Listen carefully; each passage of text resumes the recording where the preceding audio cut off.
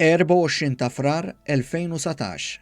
Maltempata kbira ħakmet lil gżejjer Maltin b'riżultat li ħallit ħafna ħsarat. Smajna ħafna fuq is-siġar li tqaċtu u l-miet kbar li ġarrew kull ma sabu qudiemhom.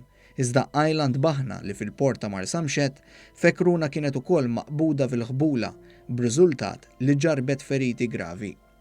Ħadd għajr Duncan Baldacchino, soldat tal-Forzi Armati ta' Malta mit-taqsima ta' tfittxija u salvataġġ fuq ġewwa tal-kosta u t-tim li għamel parti minnu. Dik konna show standby 24 hours u rajnija diħla fil-maltemp li kien għamel fi frar.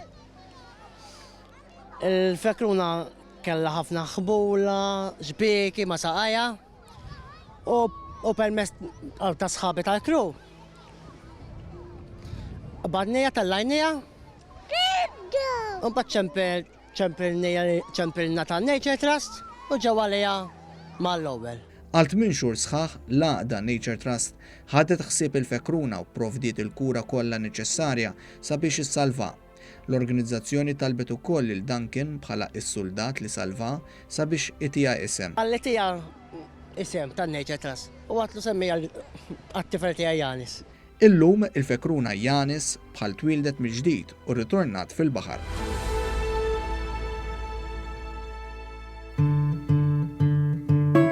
Fil-bajja tal-Ġnejna, mijiet ta' tfal minn skejl primarji madwar Malta u Għawdex segwew il-vjaġġ ta' Janis, il-fekruna fuq ir-ramel lejn il-baħar.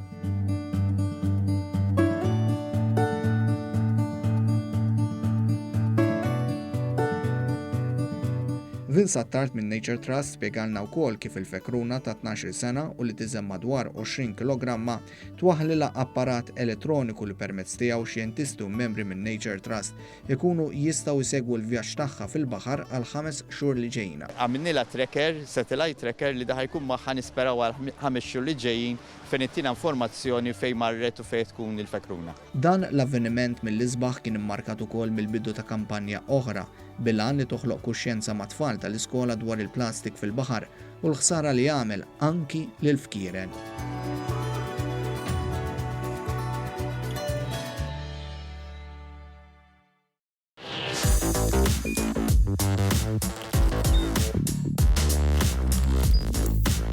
Idħol fuq one.com.mt u hemmhekk tista' tara l-programmi kollha li jxandru fuq One permezz ta' One Play.